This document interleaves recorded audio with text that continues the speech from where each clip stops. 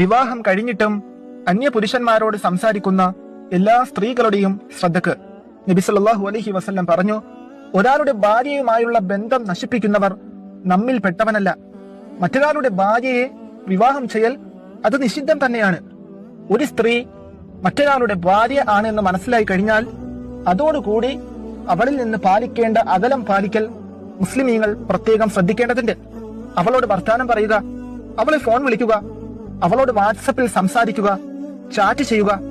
ജാഹിലിയ കാലഘട്ടത്തിൽ പോലും ഒരു സ്ത്രീ മറ്റൊരാളുടെ ഭാര്യ എന്നറിയപ്പെട്ട് കഴിഞ്ഞാൽ പുരുഷന്മാർ പൊതുവെ അവളെ നോക്കില്ല, ആ ഭാഗത്തേക്ക് അടുക്കില്ല, ജാഹിലിയ കാലഘട്ടത്തിൽ പോലും.